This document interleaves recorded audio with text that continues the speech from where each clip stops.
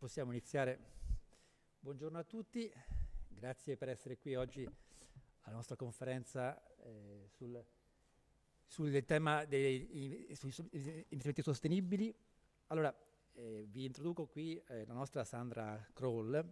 Sandra è in Carmignac che, oltre ad essere membro del Comitato Investimenti, è anche la persona che sovrintende a tutte le attività sul mondo appunto degli investimenti SRI.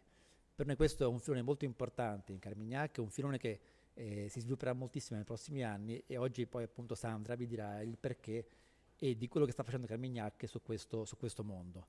Sandra, prego, grazie mille. Grazie Fabio, molto piacere di presentarli con te. Unfortunately, it will be in English today. It really is a very special meeting, and I'm very proud inglese. È un incontro abbastanza particolare questo, e sono particolarmente orgogliosa e lieta di presentare l'approccio all'investimento sostenibile, ma anche il lavoro che abbiamo fatto e anche quello che si è fatto proprio per cercare di implementare una filosofia sostenibile e stabile.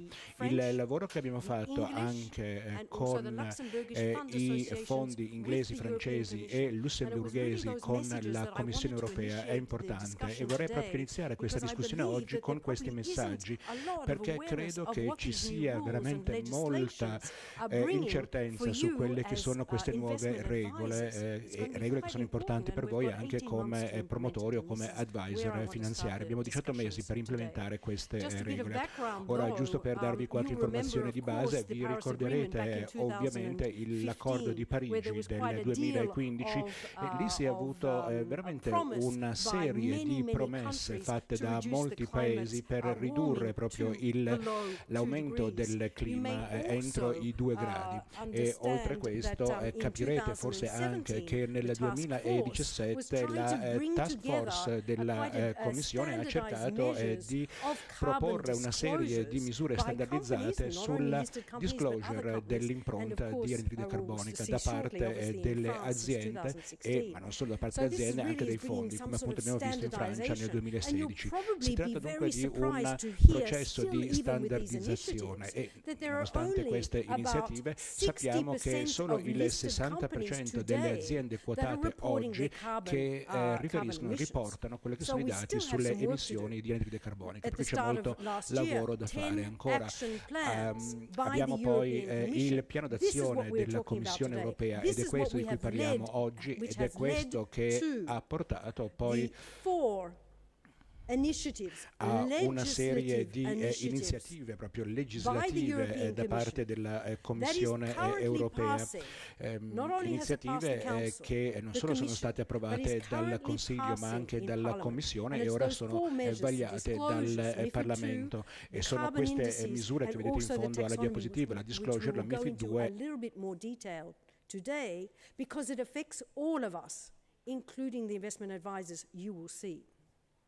Before we do that, one last initiative, which is becoming very omnipresent, not only as potential goals for us as investors, but also our investment research that we might not only be doing ourselves, but also from large banks, investment brokers, and bank equity houses are directing their efforts to give us some ideas around these sustainable development goals that were brought out in 2015 by the United Nations. I'm sure you're familiar with them. Most of them are investable ideas, and they are seeking towards an improvement in poverty, to protect planet and climate change, and to assure a better level of prosperity. So we can pick out some of them. I'll be talking about some investment ideas behind them today. The Sustainable Development Goal number 3, good health and well-being. Well, clearly there's great investments to be made sustainably in the healthcare industry, in the biomedical industry. I pick out 11, sustainable cities and communities. There's a great investments to be done in construction firms that are now creating bigger, better, and more sturdy constructions, given that our climate and that changes, the worser conditions climatically, has created a need to indeed reinforce our constructions. They're just a couple of ideas, and I'll finish on 12. Responsible consumption and production. We're invested in companies that are rendering the whole process, the factory chain process, much more efficient, much more quicker, and hence less energy intensive. So that gives you some ideas as to what to invest in as a sustainable investor, in fact seeking, along with the United Nations and the globe, seeking for a better level of inclusion and sustainability. Now let's go to those 4 measures that are currently part of legislation that is passing in the European Parliament. The ones that are passing before the European elections are the disclosure requirements and also the MiFID II requirements. Both of those affect all of us in this room today. The taxonomy is a little bit longer in term. It has to define what is an environmentally sustainable activity. It is trying to assure and standardize and give a definition to those environmental activities. And it is to help you as investors rely on the communication of investment managers so that we get rid of some of this potential greenwashing going further. So the actual activities, you see them in the top line, that the European Commission is trying to define with the technical experts, called the Technical Expert Group, they're trying to define activities that are going to reduce the climate change risk, that are going to adapt to climate change, that are going to manage the water resources that we have today, the use of the deterioration of ocean waters. Recycling is a major theme. Recycling, the circular economy. That's what we're often hearing about. Investments in companies that are helping the circular economy, in fact, reducing their waste, helping to recycle, and also, obviously, pollution and healthy ecosystems. We'll talk about disclosure and MiFID disclosure. Of course, the French asset managers were subject to this type of disclosure back in 2012. The French government asked all French asset management firms to declare, to comply, or explain why they didn't comply, to implementing environmental, social, and governance criteria in their investment decisions. Of course, it made sense to us as risk managers. We were already doing it very significantly and have always had high governance scores. We had to do a little bit more work on environmental and social to implement that. As there are particular risks, and we'll see them shortly. So the disclosure is very, very important.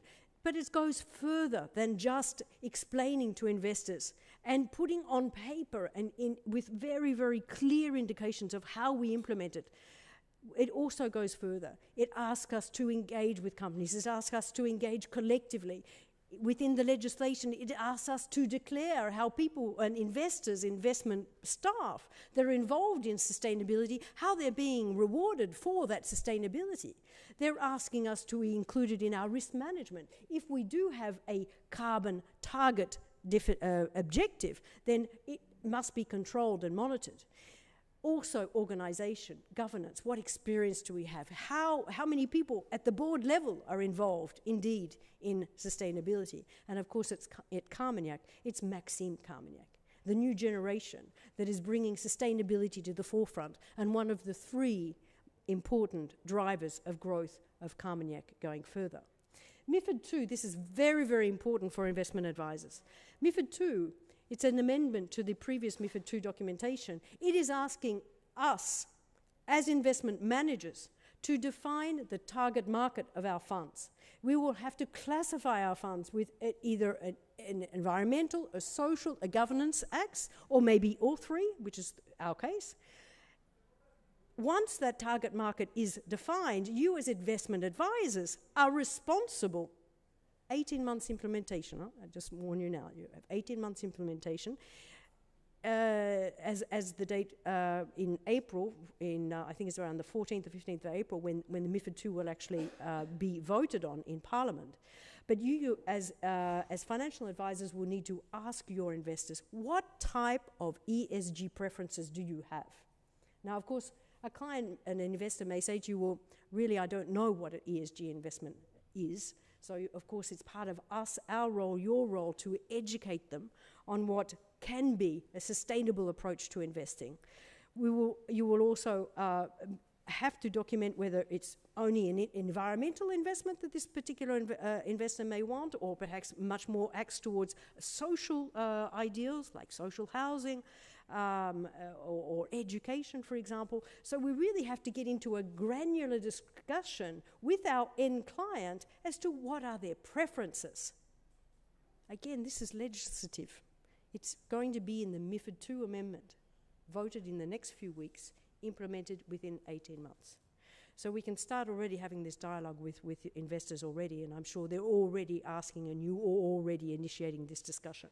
But it is becoming law. And then the last point is just on carbon benchmarks. The Commission is trying to standardize carbon benchmarks such that we can get some common language, and funds that have low carbon targets can be measured against those particular benchmarks.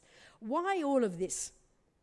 The European Commission is missing 180 billion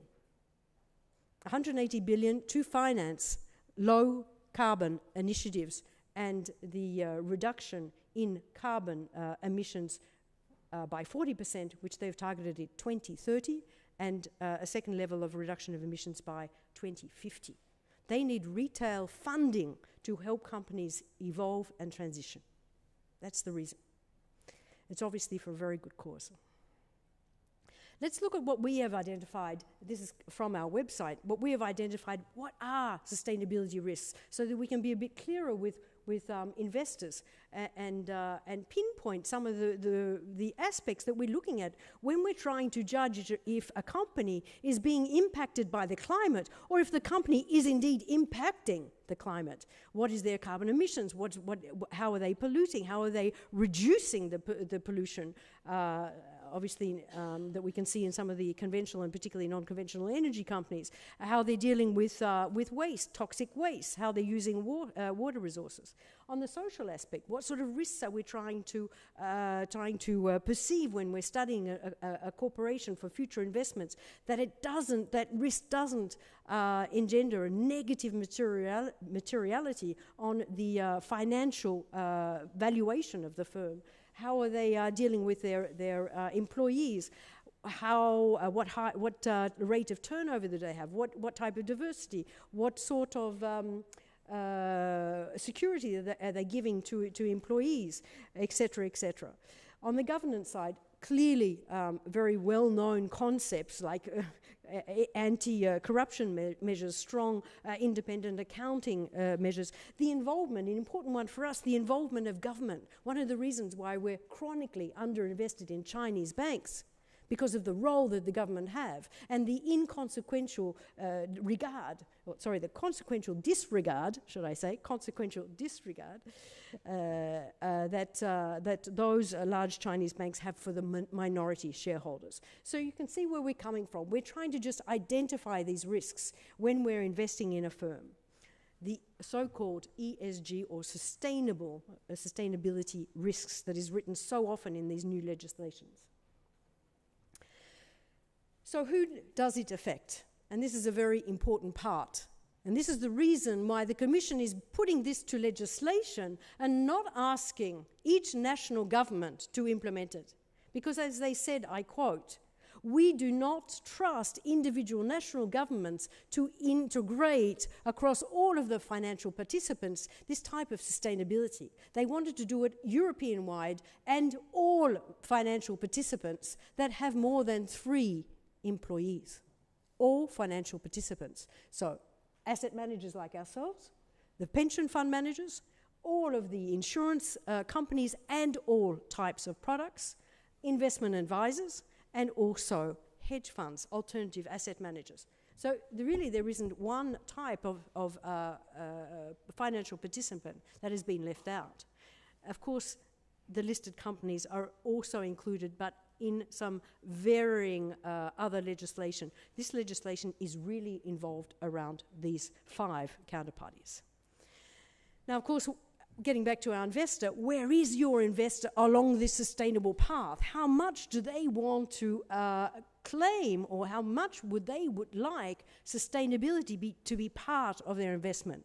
So just a little bit of, if I can say, this is a path. We get greener, if I can use that word. It's probably used very poorly. As we get more sustainable, we're further down the path, and the further sustainability becomes more committed. Right at the start, it seems obvious to us, because we've been doing this for a number of years, that we integrate ESG risk in our due diligence. We integrate what is the risk inside of an investment alongside the financial ratios and financial risk potentially that would reduce the possibility for growth of that firm and for the performance that we're offering in our fund.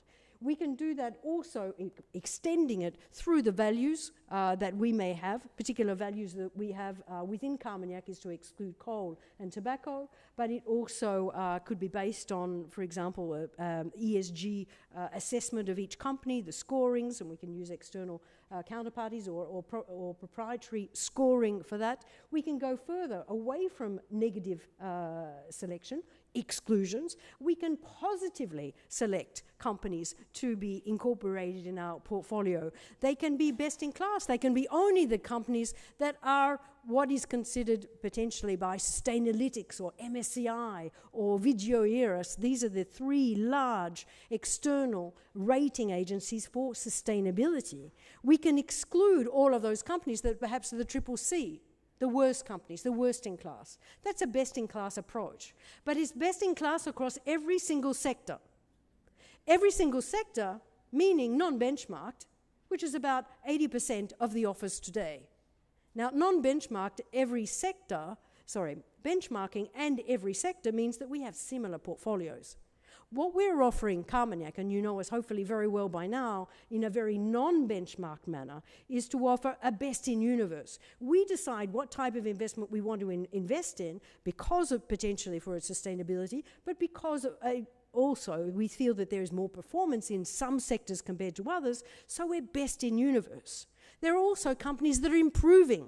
They're improving their governance. They're improving their treatment of staff. They're improving an aspect such that we think there will be a better performance financially and their best efforts. So you see, we can positively select companies in our portfolio.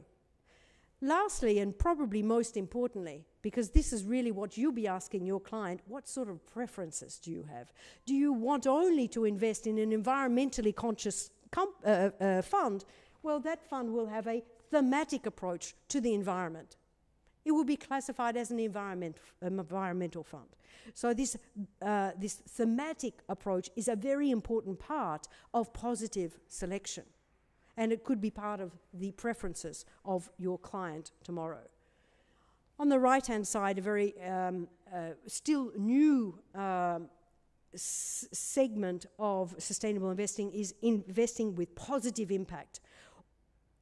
What is so new about it? It is asking companies to give us the data so that we can prove to you that we are making a positive impact. It might be for a medical firm, a pharmaceutical firm.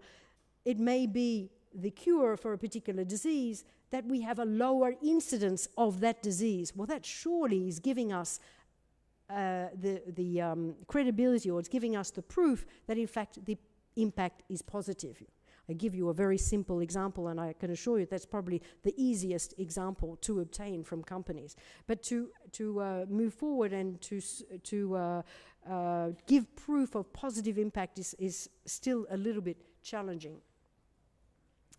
So I wanted to put myself in your shoes. If I was, as a fund selector, was searching amongst what is now quite a large array of funds, fund managers, that are purporting to have a sustainable approach, these are the actions that I think that you would normally be following to ascertain whether, in fact, this is a type of investment and a fund that you believe really is in a sustainable manner managed. So I would be looking very much in the fund prospectuses to see that there is written dialogue, written objectives that the fund has promised in regards to its sustainability. It might be a carbon target, it might be ESG integration, it might be some type of specific sustainable approach, but you certainly want to see it in the prospectus. Secondly, you will, especially given these disclosure laws, but certainly within the French fund industry, you will already see these disclosures, because we've already been subject to the necessity to disclose very clearly since 2012. But make sure that if you can't understand what's written on the website, it certainly gives you a good guide as to the fact that perhaps the implementation is not clear also within the fund manager itself. Definitely the necessity to understand how is the ESG risk being measured. Is it measured via a proprietary ESG scoring internally, or is it measured by some of the external ESG houses that I've mentioned, MSCI ESG, which is our preferred partner? The next point is a very important one. It's active voting. How much are these asset managers actually voting and respecting your rights as a shareholder, as the fiduciary duty that we must follow? Are we, in fact, voting at every possible occasion? If I look back 5 years ago, Carmignac was voting in about 30% of possible votes. Today we're over 70%, and with our socially responsible funds it's close to 100%. So that's a full commitment for voting and being active and engaging with firms. We also are going to deal with the aspect of labels today, ESG or SRI labels. And I've already mentioned some of the organisation and governance is very important to make sure that we have just as much impetus and encouragement coming from our board level on sustainable investments, as well as at the grassroots implementation level. That's the end of the Commission discussion. I hope it wasn't too complex, and I hope it was succinct enough to bring to the level of awareness exactly what's going on in the Commission today, and you'll be hearing more and more about that in the press as each vote is passed, and certainly from your fund associations and also your financial authorities. Now let's pass our discussion, if I may, very briefly to Carmignac, and to give you some clearer ideas, if you weren't already aware, as some of the long-term sustainability approaches that we have already implemented.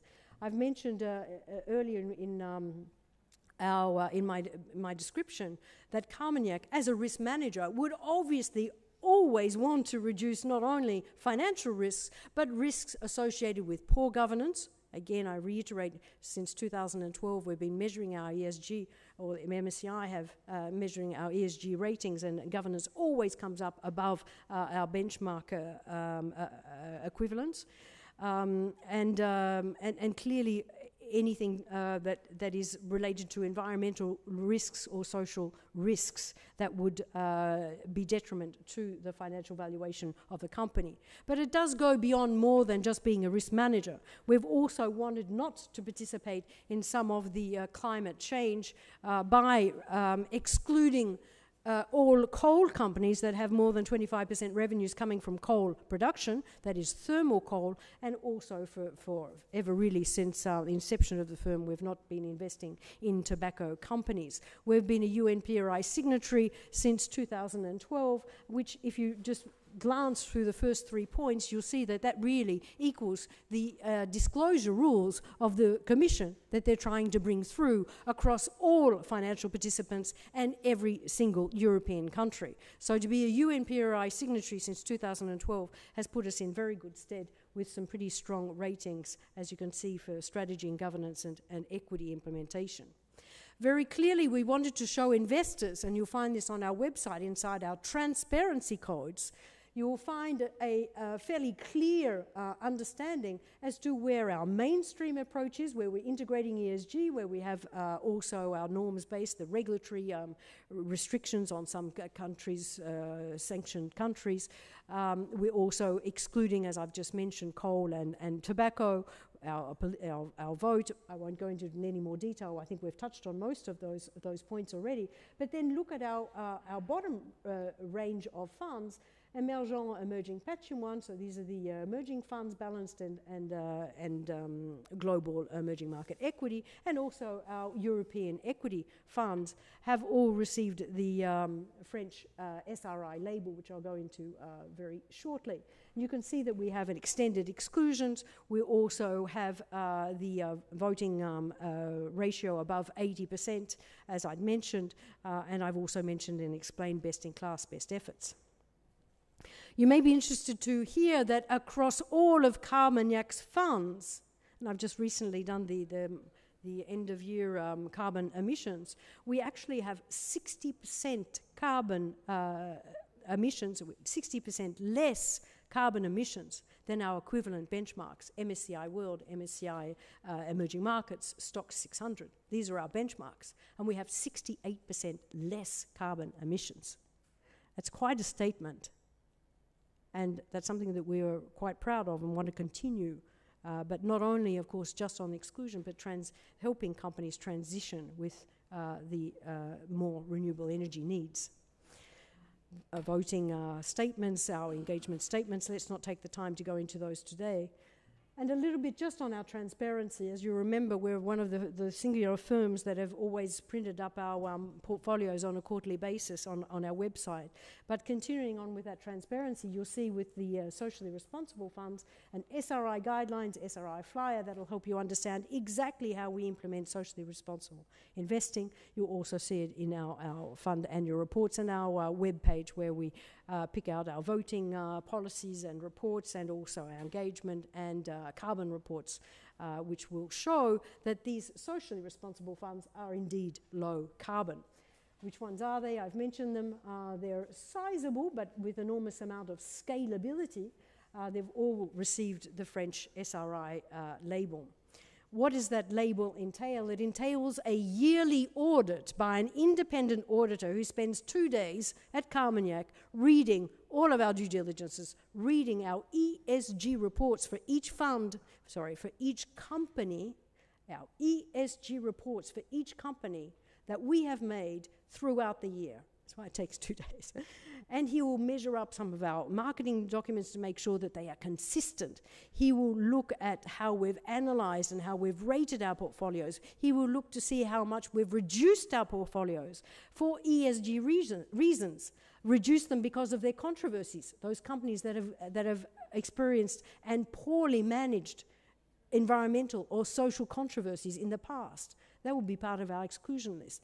Excluded because they have very poor ratings because of perhaps the type of business they're in. Excluded because of our own personal exclusions for these particular funds, which we'll go into shortly. So it's a very rigorous and a strong guarantee for retail investors and financial advisors that don't have the time and potentially a little less expertise to come in and kick the tires on our own ESG philosophy and procedures. Let's talk briefly about Grande Europe. Grande Europe is a fund that already has a very, very strong financial screen. Mark Denham has employed this type of financial screen for about 15 years. It's all about the reinvestment rate. If you have a profitable company, how can you assure that that profitability will continue in the future? And how can you assure that the company will indeed use that profitability in the best possible manner? Well, it reinvests its profits. And it's the reinvestment rate that provides that compounding capacity for companies to continue to grow. That's a very strong, a very discriminatory financial ratio that drops a universe from 1,500 down to around 500, alongside, obviously, looking for companies with long-term perspective and liquidity for scalability. Then we reduce the universe from 500 down to 400 by applying some of those things I've just mentioned. Companies we would exclude with a CCC rating, for example. The exclusions, conventional arms, for example, adult entertainment, gaming, conventional, non-conventional energy we would exclude. So that brings down the universe 400 stocks for which we can easily create a very well-defined and efficient portfolio construction. Some of the exclusions just at the Carmignac level, again, mainstream Carmignac level. I've already talked about tobacco, coal, 25% threshold, also some of the norms-based screening. We have a soft alert on nuclear. We don't exclude nuclear, but we have a soft alert, so we know how much involvement we have in nuclear investments. On the left-hand side, you can see very specific for Grande Europe, that there is exclusions now down to 5%, so you can be assured that there will be no coal producers inside the portfolio, also some of the non-conventional energy and the other exclusions that I've already mentioned. There is a distinct desire to be absent really from the fossil fuels industry completely, but we'll see that shortly. Now, how do we construct the portfolio? We have this relative assessment. So we are looking for companies that have got a relatively strong ESG rating. Again, we're using MSCI. We may move forward to our own proprietary scoring, but today we're using, and for the last 3 years we've been using MSCI scoring. So we would exclude companies that are below double B, that are below double B, except for under certain specific circumstances. And those circumstances are that the company may have a positive impact.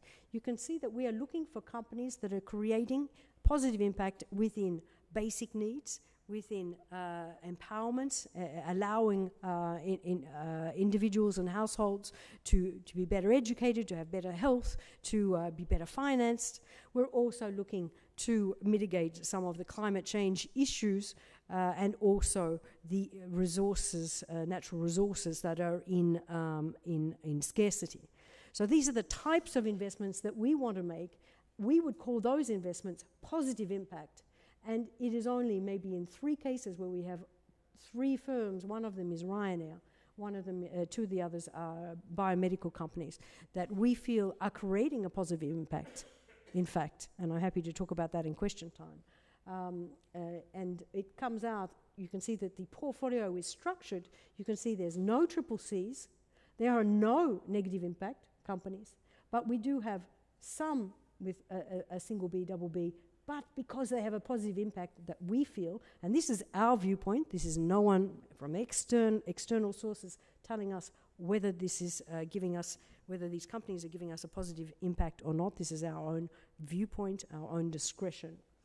And you can see how the rest of the portfolio is positioned. Some of the guidelines, but perhaps we won't need to go into those in too much detail. A couple of ideas. Assa Abloy.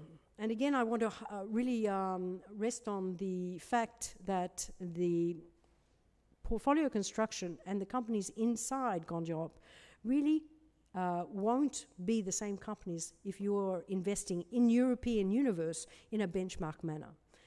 You won't see the new IPO Knorr-Bremse in a benchmark fund. Assa Abloy probably you won't see, certainly not in the top 10 in a benchmarked European fund. So this company is providing new ways for households and industries to protect themselves through their advance in electromechanical locks. You can see the growth, the orange section on the top right-hand side, the growth in electromechanical locks are significant. It's up to now 25% of their revenue. And it's providing not only industry but also households, particularly when they to partner up with companies like Amazon, providing solutions through your handheld phone, providing solutions when individuals are not in the house to receive packages, to receive them at a distance by allowing the door to open with your ability to unlock that door through an application on your phone. So this is the type of future that we'll be looking forward to, the innovation that is also probably reducing the carbon emissions, given that the person didn't have to travel back to their house to receive this project. So you can see the obvious benefits of a company, and Assa Abloy has done exceptionally well in these last few months. So it was a great opportunity to invest and probably become a long-time investor. Also another angle and another way in which we can invest in companies that are helping the efficiency of industrial processes is SAP. Today, they're helping a water distribution company in India be much more efficient through the software that they're providing. They're helping construction companies through the big data that they are also number crunching to help them understand the structural changes, the structural technicity of buildings. They're also helping even Vestas actually to render their turbines much more efficient. So SAP is more than just a software company. And we are looking for companies like that are also accompanying the transition away and adapting to the climate change. This is a chart much more defined, much more directed towards showing their financial capacity. You can see the growth on the left-hand side, the rise in margins on the right-hand side, which also isn't nice to have naturally, obviously. These are some ideas just to close on the investment opportunities in regards to our target for a low carbon emissions fund. You can see some of the opportunities that we're investing in to mitigate against climate change. The obvious market leaders are Vestas and Ørsted, turbines and wind farms. But again, we must look a little bit broader and say, well, what are the companies also that are providing solutions just like ASML with their EUV, their ultra-rapid, ultraviolet lithography used for wafer manufacturing and semiconductor chips. That in itself is speeding up industrial processes. So this is some examples on the right-hand side, examples of companies that are trying to adapt with the changes in the environment. The first one, Novozymes, is a company that is involved in producing molecules, solutions, and I'll pick one, that is creating a washing powder with the enzymes inside the washing powder that are requiring less hot water, so less heat to heat the water, and less water.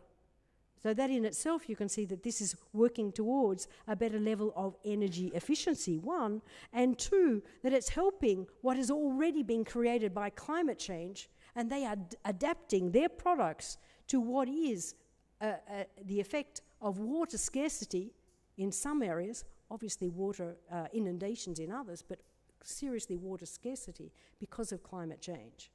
Unilever have just pledged by 2025 to be 100% plastic recyclable. That's quite a commitment. 2025, it's tomorrow. Just some proof we monitor our carbon emissions. This is just a yearly report here. You can see that the fund has a lot less than even the low carbon target MSCI measure, a lot less on the end of the last year, and no fossil fuels completely. If there is nothing that you remember today, do please remember that these socially responsible funds, Grande Europe and the emerging range that I'm just going to quickly, briefly finish on today, are low carbon target funds. And here's some of the proof here. It also, of course, with the reduction of ESG risks, we do hope that we're offering investment products that have lower level of volatility, a higher level of alpha because we're so non-benchmarked, and thirdly, funds that will be able to offer a better risk return, as you can see on the right-hand side by the information ratio. We can see some of the performances there. Since Mark Denham came to us from Aviva, and his track record in this fund now is coming up to 3 years, which is a point that you might like to mark. 3 years of track record with Mark Denham running this fund since the end of 2016. 5-year track record, again, perhaps not so relevant to look at before 2016 because it wasn't the same fund manager nor process, may I say. Carmagnac Emergent, run by Xavier Vasse, looking at 3 particular pillars of the investment process. In emerging markets, of course, the macroeconomy is very important. Of course, we would try and avoid companies, and most importantly, should I say, countries that are having difficulty either on their growth because they don't have orthodox monetary policy, orthodox fiscal policy. We really do need to get the country right. Secondly, and this is a very, very important and distinctive approach by an investment portfolio manager, that is, he's looking for under-penetrated themes, and I'm going to give you some examples of that. We've had such a wide experience of looking at themes and companies that are growing through an evolvement of consumer patterns, for example, or with the growth on the size of the company. So under-penetrated themes in emerging markets we are firmly behind as been a strong growth driver to investments in emerging markets. Obviously, we're looking for very strong financials, but most importantly, we're looking for companies that are self-financing. So we don't want to invest in companies that have a need and will have a vulnerability when interest rates are rising. These companies, and this is a very discriminatory financial screening, these companies have to be self-financing. So hence, not a lot of energy companies and not a lot of banks, particularly, should I say, Chinese banks, which have poor balance sheets. We are invested in banks, very much so, because that's a real need in emerging markets to invest in banks in countries that have very little penetration, and we'll see 4 of those ideas shortly. Same idea as far as reduction of the investment universe. I won't take time to go into that and leave more time, hopefully, for questions, but you can see the same type of pattern, the same manner in which we reduce the investment horizon.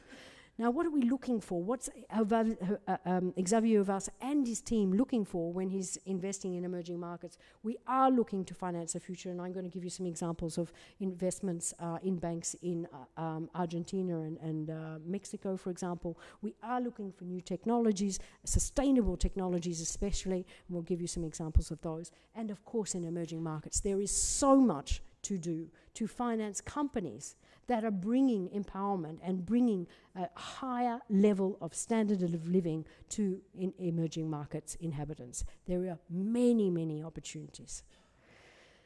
The first one is on banks. You can see this under-penetration, this manner in which we are trying to search for ideas where countries, particularly, and companies in a particular sector have a low penetration.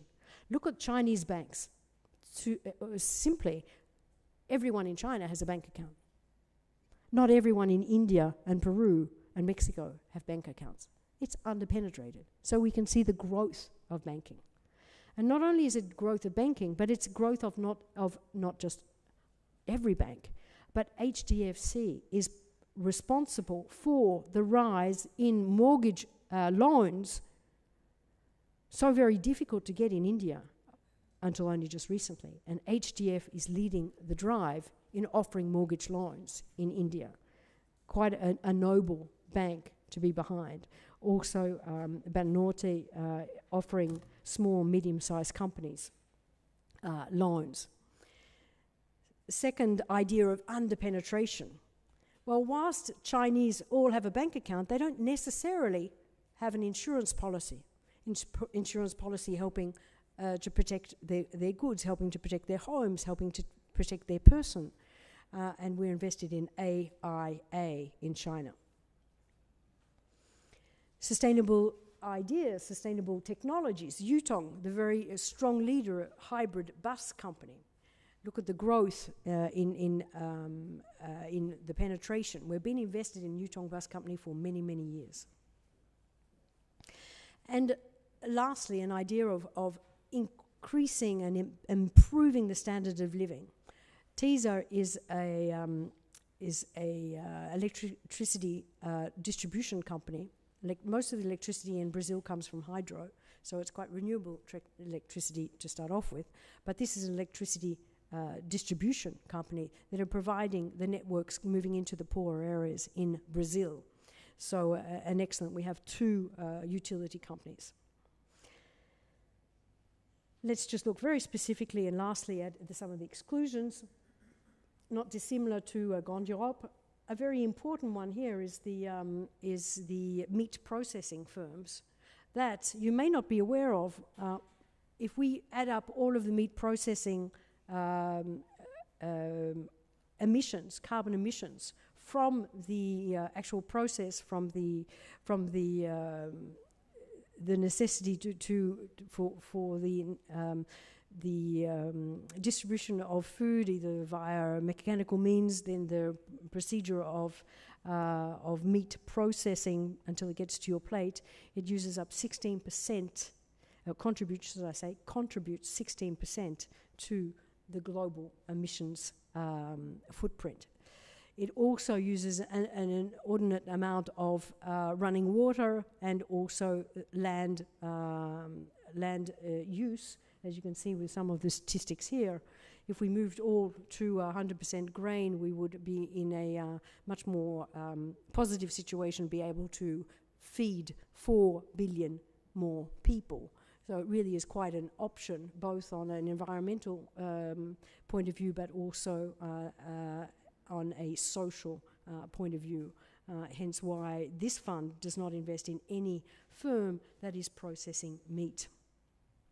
Another justification, or another proof, should I say, that we have a very low carbon approach, again measuring it against the emerging market, low carbon target. You can see that the emerging fund also has a very, very low carbon emissions. One last point I wanted to raise, and I think we're leaving a little bit of time for questions. One point I wanted also to raise is that this equity investment approach is the exact replica in our balance fund called the Carmignac Emerging Patrimoine Fund. It's a balance fund which can have up until 50% exposure in emerging markets. It is the only fund that the French government has recognized in the emerging flexible space. It is the only emerging balanced fund that has received a French government SRI label. And we have, I just wanted to bring one idea to the table here. Not only do our corporate bonds be subject to an ESG analysis, a risk analysis and scoring, but we've also introduced an emerging sovereign bond proprietary index that we assess already before any new investment in a sovereign emerging market bond, but also we renew on a quarterly basis. These are the aspects, these are some of the well-founded and well-documented indices that we can use, whether we're talking about some of the international transparency norms, whether we're talking about freedom of press and the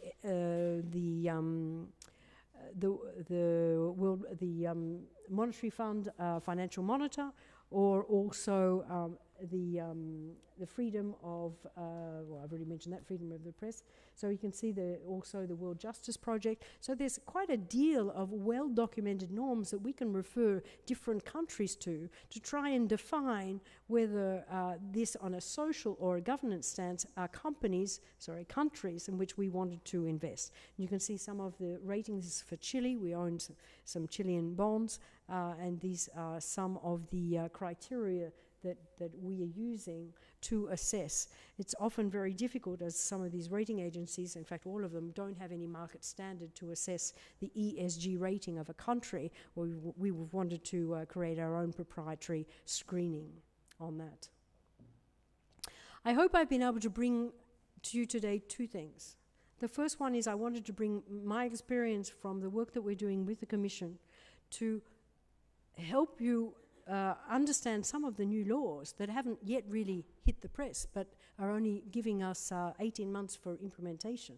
The laws, particularly in MiFID II amendments that affect all of us, and also some of the things that you should be anticipating and expect when you yourselves are looking for sustainable investment managers to pick in portfolios of your investors.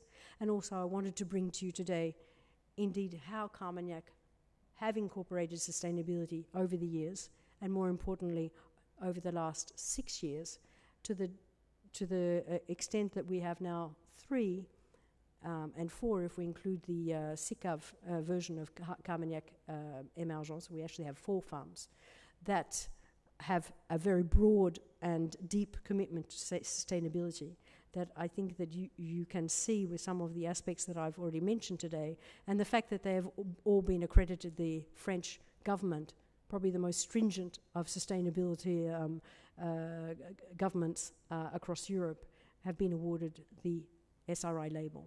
So with that, I'd be very, very pleased to open up to questions with Fabio, and hopefully we'll be able to continue the discussion through the question and answers, but also potentially at our stand later.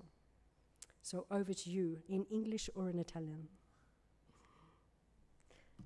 I do have Giorgio, who's doing a great job, I hope, as always, of translating, but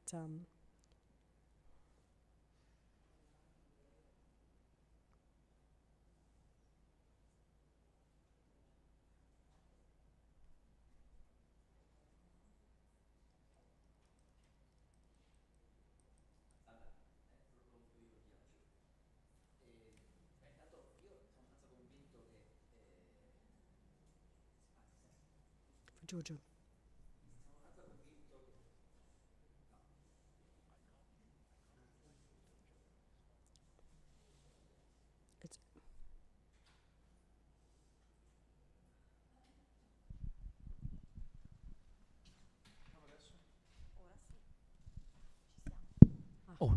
Ora sì.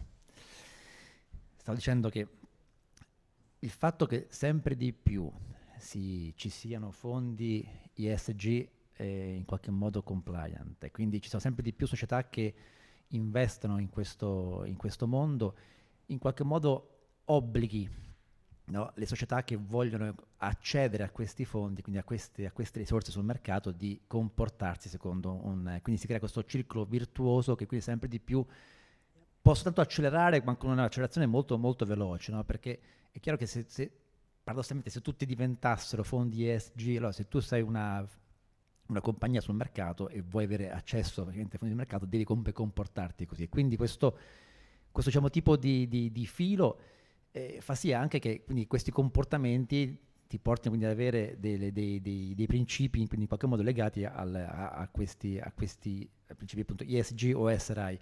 Ecco, ma c'è in qualche modo come dire, c'è dei principi ESG o SRI universalmente in qualche modo riconosciuti, o c'è prima devo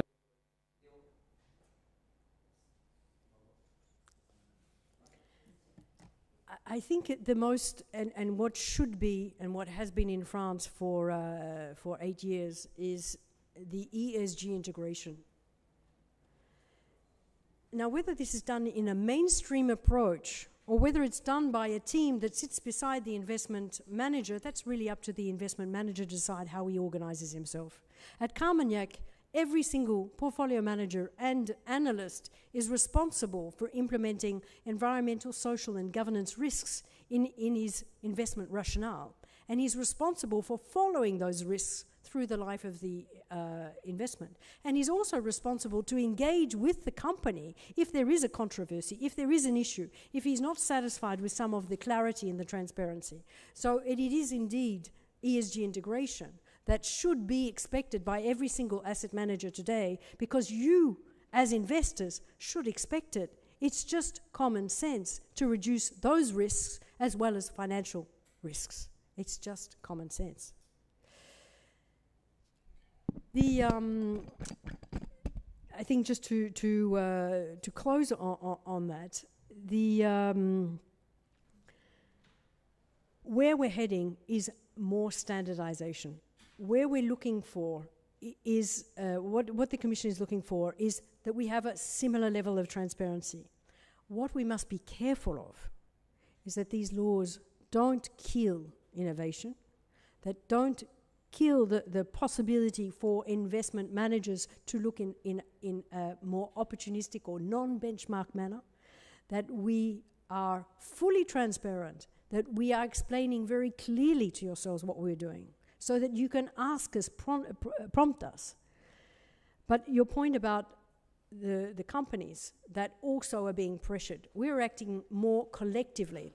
Because one voice, even though, as you know, we have big funds, quite large funds, so our investments in companies can be up to 3, 4, 5% of the company ownership in some cases. We're not activists by owning 50 or 60% of a company, but it can be up to 3 or 4 or 5%. But even if we're acting as a single voice in trying to change the manner or trying to improve some of the processes within firms, it works so much more effectively if we're 4 or 5 or 6 investment managers pushing for the same cause. This collective engagement, which we started last year and the year before, will take more space within our own engagement with companies. So, and just one last point, I think there's somebody who would like to ask another question, is that companies are not being left out. I know this law is particularly for financial participants, the 5 areas that I've mentioned, but also there's been some non-financial companies, admittedly climate disclosure laws that have been updated only just last month, that we as fund associations had a right to read and to comment on, and so companies are being more and more encouraged to disclose their carbon emissions and disclose not only that but how they're managing and transitioning their company, and so that's a very important part, that the companies accompany us. Yes, sir, I think you had a question.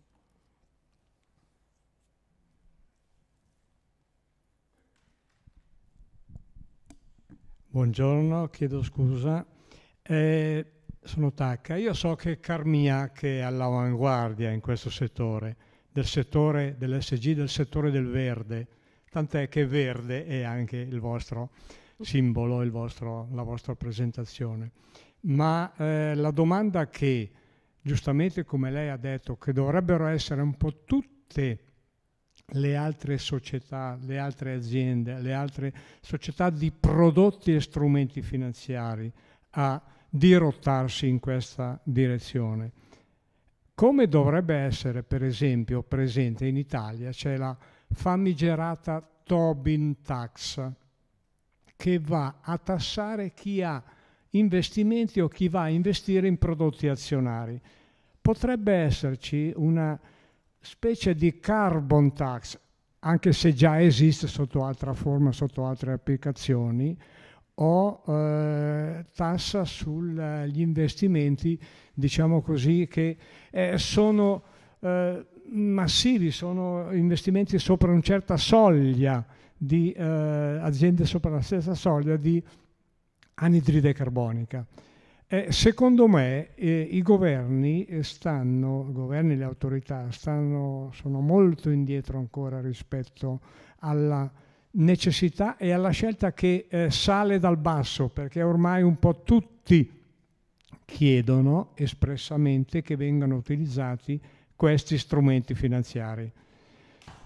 E dovrebbero essere un po' tutte le autorità a livello internazionale, non solo l'Europa. Mi sembra che l'America, ad esempio, stia procedendo in direzione opposta e non è una bella cosa, perché si vanno a creare dei flussi finanziari, degli investimenti finanziari in direzioni diverse, magari anche contrarie, vanificando gli sforzi di quelli che stanno tentando di costruire qualcosa che oggi è assolutamente indispensabile. Grazie. Yeah, all true comments. Fortunately, the individual states in the United States, like California, are not paying any attention to Mr. Trump's policy, nor his retraction from the Paris Agreement. So fortunately, in the US, we're not totally lost. It's a very interesting point and a very noble one that you've raised in regards to finding a way to actually deter companies and individuals from creating a strong contribution to carbon emissions. Look what happened to Mr. Emmanuel Macron. He tried to introduce a carbon tax, in actual fact, for individuals and consumers that were traveling the most. Unfortunately, it was probably the worst possible community, because they're the ones that had to travel outside of cities towards cities, the ones that had the lowest socioeconomic group in France actually drive the car the most. And of course, look at the unrest that has created and continued to create. So it is a very, very sensitive issue, and one that requires much, much more,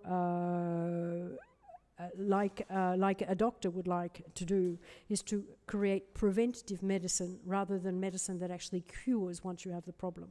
So these transition laws and the sustainable finance laws are actually attempting to highlight, define, encourage investment towards environmentally sustainable activities, and to understand what we have to do to adapt to today's climate change, understand how we can reward companies by investing in them, by providing cheaper finance through their bonds, through their equities, giving them cheaper finance, through banks trying to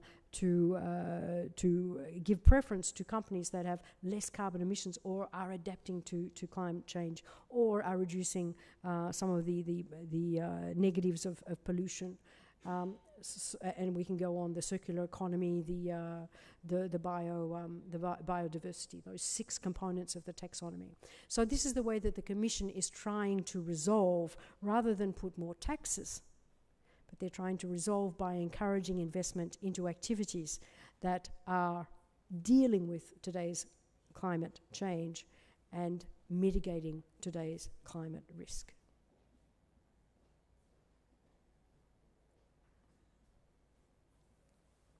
I think our time is up. I really appreciate your presence today. Thank you very much.